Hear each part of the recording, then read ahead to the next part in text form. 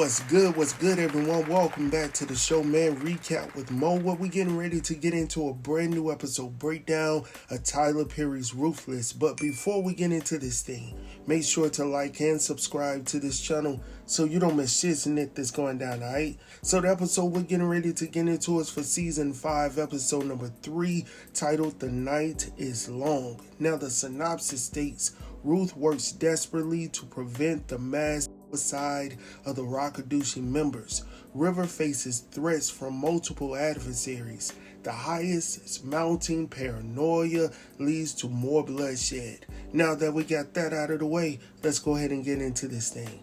Alright, y'all, so we kicked this episode off exactly where we left off, with all the members of the Rakudushi up at the pavilion, ready and set to meet the Raku. Now, in the previous episode, the highest was just in the middle of healing Sister Angeline. Now, I ain't gonna lie to y'all, you know, as much as I want to doubt this brother because I know he's an absolute fraud, you know, it was intriguing to me to see him try to attempt to heal Sister Angeline. So when she was screaming out and he was working his magic, I was like, okay, is he about to do it? Like, is he about to prove me wrong, all the doubters? No, absolutely not. You know why?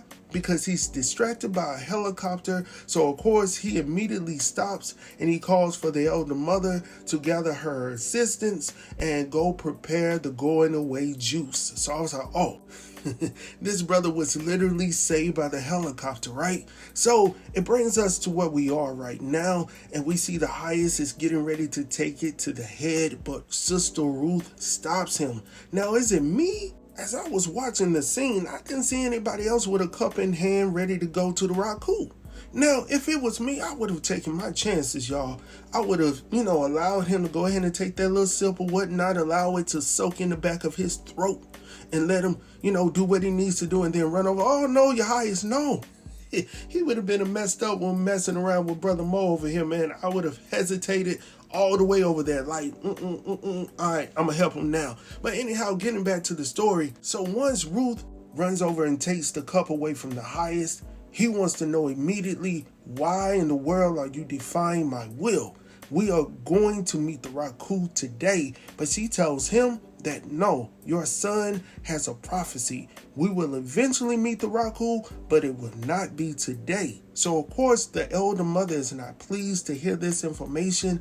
The highest tells Manny, that he wants him to shoot off a few rounds in the air. So he does that, and then immediately he tells him to turn it on to Ruth. And of course Ruth closes her eyes because she's taking the chance that she may not come back from this, right? She should have taken what I suggested earlier, allowed it to soak in the back of the throat, and she wouldn't be going through this right now. But that's neither here or there. Getting back to the story, we see Ruth, apologizing to the highest, and she decides to sit down and shut up, as he's already stated. So now as she's walking away from the highest begins to speak once again to the people. But it doesn't last long because Sister Ruth isn't going to be denied. She begins to scream in agony, telling him that his son will not be ignored. Or in other words, you're going to listen to me, Negro, today. Anyhow, the highest tells her that enough is enough. I alone, me, myself, and I am the only one that can hear from the divine. She tells him that he's right, but she also informs him that the reason why his imaginary son is able to hear from the Raku is because he's his one true seed. And I was like, here we go with this. I don't think the brother can produce. I think he's impotent. I've been saying this for the longest. Like, there's no way in the world this brother has been going raw dog. Ain't nothing happened. Like, no. And I think he knows that, but he's been tricked to believe that Sister Ruth has his seed within her womb. And I'm sitting here like, how long is this lie going to last? Eventually there's going to have to be some changes going on, and I'm just not seeing it. Anyhow, getting back to the story at hand, man. So he tells her that the Raku has yet to reveal anything, but Ruth tells him that he's been distracted and wasn't able to see. And the elder mother's like, no, he's the highest. He is perfect. He knows all. He hears all and he sees all. And Ruth turns around and she says, I agree, elder mother. So now the elder mother is over here chuckling, thinking that she's won the argument, but Sister Ruth is not going to be denied today, because she's like, look, I got a message to tell. I got a plan to go through. The highest, you are perfect, but yet and still you were distracted. So he wants to know why she's feeling this way, why is she conveying this information to him. She tells him some words that he quoted a long time ago, something he gathered while he was in prison, of course, in a book somewhere. And he was like, you remembered. And she was like, yes, every word that falls off your lip, your highness. And he was like, tell me more. And I'm like, bro, y'all are so foolish, man. So anyhow, she goes on to tell him all of these things. Ruth wants him to stand up and fight. She even asked the people around, the pavilion or whatnot, like, will you fight for the Raku? And of course, she goes to her trusted soldiers or whatnot. She goes to Daikon. She goes to River. She goes to Zane. Those people are absolutely going to say yes. And then, of course, she gets the whole compound to repeat after her by saying yes. So she's winning right now. It's a whole political campaign right now. Since we're in political season, that's what it is right now. So anyhow, going on from there, next we head to the outside of the compound where we see Desiree and Cal. Now, they're trying to figure out what's going on inside of the compound. Now, he's complaining about the siren, but he's quickly reminded that he's the reason why the siren is going off to begin with, due to the helicopter, the one that you called in when I told you I had it over here. So he shuts up immediately. Anyhow, back inside of the compound, we continue to hear members of the Rakudushi still chanting, yes, we will, and yes, we can. And Ruth turns to the highest and she says, see, your highest, we're ready and willing to fight for the Raku, because we are chosen. And when you are chosen, you are protected. And I was like, because the highest is eating it up. So the highest is surprised that she remembered his words. So now he's like, what else did he say? And of course, I'm sitting over here screaming at the screen like, bro, don't fall for it. She got, but she got him right. So she turns to him and she was like, look, first and foremost, we're going to have to make some changes around here. First, women have to be trained in combat. Daikon is like, look, that's not the Rakudushi way. But the highest tells him, like, I will consider it. So once that's over and done with, she says, secondly, we need to focus on the ill. We need to focus on the wounded. And she suggests to the highest that the elder mother needs to allow someone else to take over the kitchen, specifically me. I will take over the kitchen. Now, we already know, if you've been watching this show, that Sister Ruth has been dying and itching to get inside of this kitchen and take over, because she doesn't like what the elder mother has been doing in the kitchen. So she's suggesting that she takes over, and I honestly believe that it's going to backfire. So anyhow, from there, y'all, after everyone begins to leave the pavilion, the highest and Ruth are standing there, and he has another question for her. So of course he wants to know, what are his next steps? What has been revealed to her for him to do next? Now she conveys to him that she doesn't know. I mean, at least as of yet, because the son hasn't revealed anything to her. So of course he was like, okay, you told me that he was revealing this to you. Why didn't he do the whole picture? She was like, I'm not sure. I'm just a woman. And of course he agrees with that, right? Being played once again. And then later on, to get out of the conversation, she pretends that she's so very exhausted by this, this prophecy and all of that good stuff. And she asked if, we could talk about this later. And of course he agrees. So from there, we now head over to see Desiree, who's also focused on her next steps as well, when there's a news reporter that pulls up in a van. Now, as the news reporter gets out of the van, she immediately heads over to where Desiree is. She wants to know who she is and all of that good stuff. Whoop, whoop, whoop. Now, Desiree immediately tells the reporter and the man along with her that this is a private investigation, so you can go ahead and get back into your van and head back to your own destination. Now, the news reporter's not letting up that easy, because immediately as Desiree is trying to walk off, the news reporter's like, no, I want to know a little bit about Laura, talking about that late wife of Aaron, the senator's son, right? The ex-member of the Rakudushi. Now, the reporter conveys to Desiree that, look, Aaron has already shared quite a bit of information with me on the Rakudushi, but he also shared some information on you. So you might as well allow me to tag along. I'm not going to get in your way. I'm just here to get this story pretty much. And then you don't see Desiree do anything but walk off, and we see the news reporter follow after. So from there, since we're already talking about the law, let's go ahead and head over to the sheriff's office where we see Sister Keys is still in her cell. Now, she's waiting on that steak dinner, but unfortunately for her, that's not what she's going to get. Right now, it's a brown sack lunch, all right? Or in other words, you're just going to have to sit tight because you're not getting that steak right now, all right?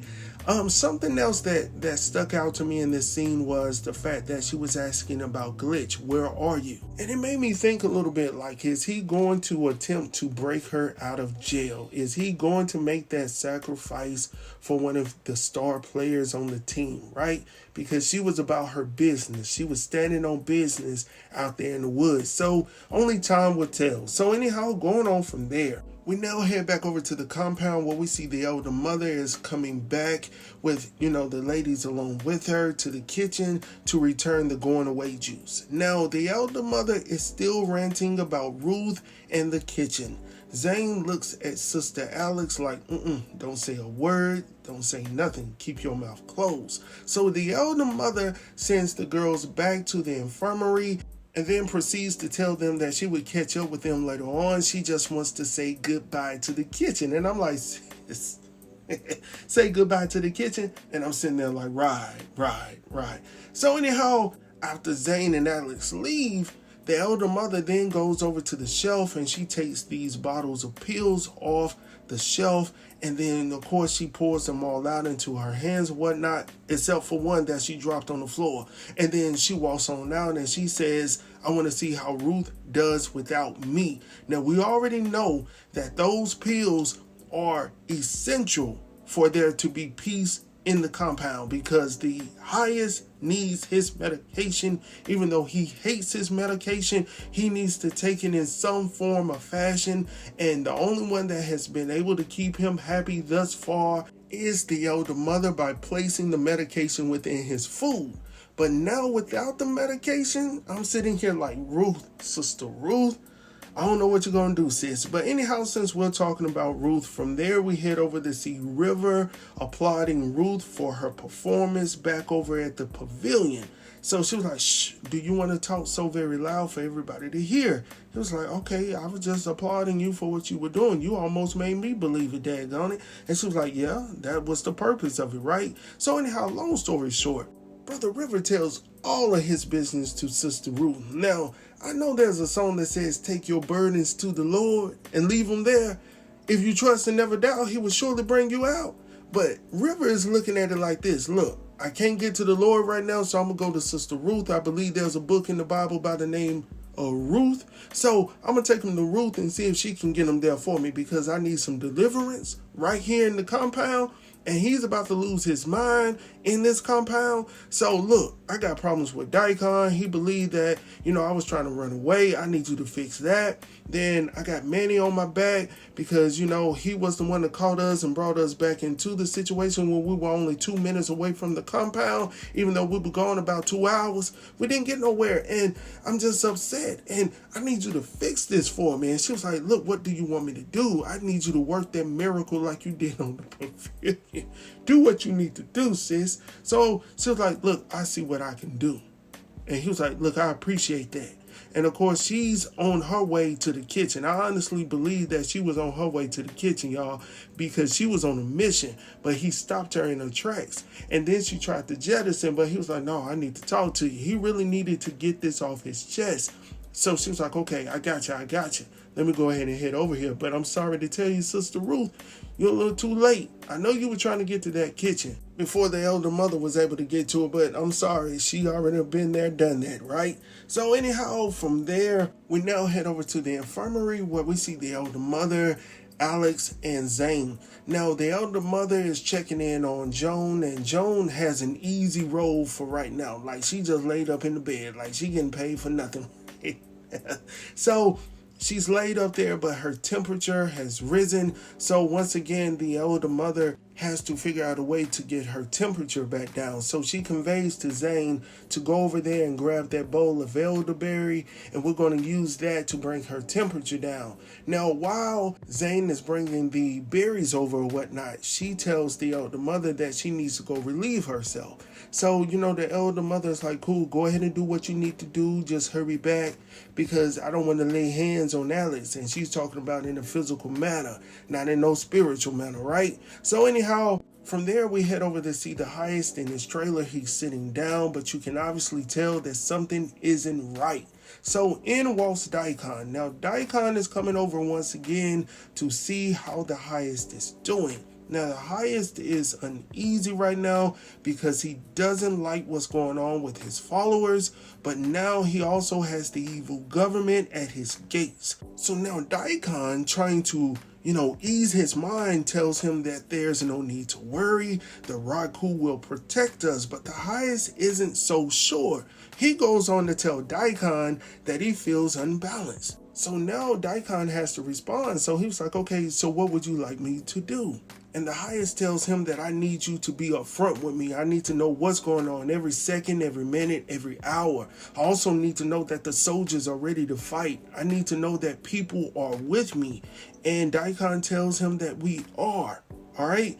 But that's not enough because the highest is still feeling some type of way, and he feels like he was disrespected by Sister Mary, bringing her sister over there thinking that he could heal her, and he's so embarrassed. And I was like, look, Ruth tried to warn you up there, but you were so bold in your pride at that moment, you didn't want to hear her. You were distracted, right? As she conveyed to you at the pavilion. You need to listen to your thoughts, my brother. Now, he wants blood. He ain't satisfied with her going to the punishment trailer. He don't want none of that. That's too easy. As a matter of fact, you bring Sister Mary right here to my trailer right now. Now, it takes somebody such as Daikon to convey to this man that that's probably not the best idea. So, of course, the highest wants to know why. He wants to know why he can't do what he wants to do. And Daikon has to speak truth for the first time to this man. We need these people. I mean, if we're going to go into war, if we're going to fight for the Raku, we're going to need these people, these able-bodied people. So anyhow, from there, we head over to see Lacey and Zane. So Zane has finally found Lacey, who's sitting on her cot in a room. And this is hard to watch, man, because Lacey has lost it. She's sitting here going back and forth, smiling at herself, and I'm like, what's going on, beautiful? Like, what's going on? So Zane is trying to talk to her, trying to, see where she is, where is her head, and Lacey is sitting over here crying and singing these songs about, being unalived and all of this stuff, and I'm like, no, and I was like, Zane, you needs to get up and you needs to get away, right? So I don't know what's going to happen. But this isn't good, and I know for Lacey, she thought she was gone. She was outside of the walls of the compound, and she could smell it. She could smell the coffee. She could smell the coffee beans, daggone it, the mayonnaise sandwiches, and all of that good stuff, right? The freedom of doing whatever the heck you wanted to do, right? She feels it's gone, and she has every right to feel that. She should have stuck to what she wanted to do. She should have never come back with Zane, but she was trying to ride with a girl, and now she's back in this pain. Ooh, y'all hear that rhyme? Anyhow, getting back to the story. Now, this story starts to get a little messy, man. It starts to get a little dark, all right? I'm just pre-warning y'all. So we head back over to the highest's trailer, where we see he and Daikon continuing their conversation.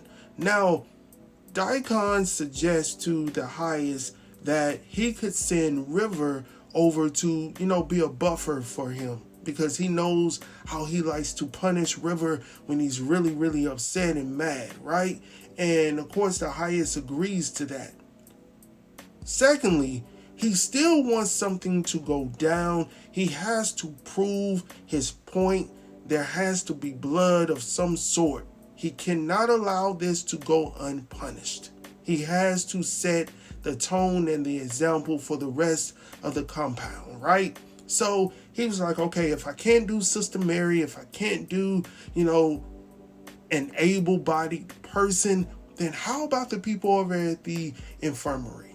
All right, those who are just taking up space, they're taking our food, yada, yada, yada. What about those people? And Daikon is like, okay, I can do that. So he was like, okay, you go over there with the elder mother and y'all take care of it. I need it to be done pronto. And I'm like, dang, like what's about to go down? So anyhow, from there, we head back over to the trailer where we see Sister Zane now leaving from the trailer where Lacey was, and she runs into Sister Ruth. Long story short, Ruth wants to know first and foremost why she's in the trailer. She conveys to her that Lacey is in there, that she's worried. Maybe there's some medicine of some type or something in the, kitchen that can assist her or whatnot. Unfortunately, I'm sorry, Miss Girl, it's not. It's all gone. All right. Whatever it was, it's gone because the elder mother took it. So anyhow, Ruth conveys to her that she needs her, that she's the only one on the compound that she trusts, using those words once again, and she needs her help. So of course, Zane is like, well, what is it? What do you need me to do? Now she tells her that she's going to talk to the highest, and she's going to convince him to make her an apprentice of Brother Obadiah. Now let me go ahead and say this off the top. I'm not liking this one bit. Old boy is too smooth for Zane. All right, he's not Manny, and I don't know. It's just something about him. Maybe he's a plant. Maybe he's part of the FBI as well. Maybe he's part of the alphabet people. Hopefully that's the case. But if not, I'm fearing for Zane right now. I'm not sure if he was able to brainwash those kids like that. There's no telling what he could do with Zane, right? So anyhow, going on from there, later on that night, we see Manny and one of the security guards discussing what went down earlier that day. While they're talking and whatnot, Daikon comes out and he retrieves Manny for an assignment and whatnot. So of course he follows him. Next thing we know, we see River in his trailer preparing for bed or whatnot. So he thought, because as he's taking off his robe, he getting all in the bed, getting comfortable or whatnot, getting his little stretch on or whatnot, like this gonna be some bomb tail sleep right here. Absolutely not, because now here comes Daikon. Daikon starts to creep in and he's like, River, River, River. All right, the highest needs to see you for the night. Now, of course, River's like, for real tonight? He was like, yes. And I want you to know that he's in a terrible mood right now. He's just so upset. And he starts to laugh. So he's enjoying this because he knows, and River knows as well, that Daikon knows exactly what goes on in that trailer when the highest is not happy. So of course River isn't feeling this. He really doesn't want to go, but he also knows that he doesn't have a chance in the world of getting out of it. So Daikon is loving every bit of it. So he's not going anywhere. As a matter of fact, I'm going to stand here till you get dressed. And then as a matter of fact, when we go outside, I'm going to make sure you go over to that direction. So anyhow, as he goes out there, of course, he follows suit. He goes where he needs to go. We'll talk about that later for the next episode, right? Which is coming out tomorrow night, by the way. Quick plug. So anyhow, from there, we now head over to the infirmary where we see the elder mother and her crew, Alex and Zane, working with the injured, right? So in walks Daikon and Manny, and they have questions. Now, of course, the elder mother, this is her sole environment now. She's no longer over the kitchen. This is it. This belongs to me. This is my space. So she tells not Daikon, but Anthony, I need you to roll. I need you to take your flunky with you, and y'all needs to roll on out. Now, he tells her that, no, I'm not here for myself. I'm here for the highest. Now, let me step back real quick before we get to this part. While Daikon was over at River Spot, he received a phone call from Desiree. I don't know how she got the phone number. I thought they had a burner phone. I'm not sure. They had a way of finding it. It is what it is. Whoa. Now, she calls him to find out some information on what was going down on the compound. He tells her that I don't talk to the po-po. I don't talk to the folk. I already done told you I don't talk to the folk. So why you keep calling me? He hangs up. She calls back again. This time he was like, okay, what do you want? She wants to know what was the siren. Like, it's not going to get easier because you unalived an agent. And then he responds by saying, well, you unalived some children. Which one is worse? All right. Which one do you want on your conscience? Right. And he goes on to tell her once again, by just saying nothing, that I don't talk to the FBI. I've already said that, but I'm trying to prolong this because I really don't want to get into this next part because, as I stated before, it gets a little dark. Now, getting back to the infirmary, right? Daikon tells her that he's here to relieve her of some of her responsibility by taking some people out. Long story short, they're getting rid of people. They're unaliving people in the infirmary. Now, there were a whole lot of pow-pows and boom-booms going on when I only saw about 3 or 4 or 5 people in there. And I'm like, what y'all doing? I said it wasn't that many people. So anyhow, he asked, is that one? So she starts to identify the people that they can do in, right? So they going at it one at a time. And then all of a sudden he reaches out to Manny and tells him to do the job. Now he hesitates a little bit because he really doesn't want to do it. So I'm like, are you on the fence or are you not? Like, what we going to do? Like, Daikon is not the right person to do that with. If you're talking about you down with the Raku, you better be down with the Raku. So then, brother Daikon, I was real pissed at him this moment because he then tried to go over to my good sister Joan and try to pow her. And of course, the elder mother steps in and she was like, absolutely not. And I'm so glad that they did not do her like that in this scene, in this episode, because I would have stopped daggone and watching, man. Like, how y'all gonna do that to Sister Joe? How y'all gonna do it? Not the financer. Oh my gosh. So, long story short, man, it got bad, man. And like I said, outside, you can still hear the things going off. And I'm like, woo. And then Zane and Alex, they outside because, Daikon, when they first came in, they sent them out so they didn't see anything. But outside, you can still hear everything going on. And of course, Zane and Alex are standing there. But Sister Alex, she couldn't take it. She was like, look, I got to get up out of here. You don't want to say that too loud because you might literally get up out of here and go see the Raku before you're ready to go. So anyhow, y'all, that's the end of the recap, man. I hope that you guys have enjoyed it. Make sure to like and subscribe. As I stated, tomorrow night you will have another episode, number 4. We're going to get caught up this week and I'm going to be on target, right? Anyhow, thank y'all once again. If you made it this far, make sure to like and subscribe so you don't miss shit that's going down. I will talk to you guys soon. Peace.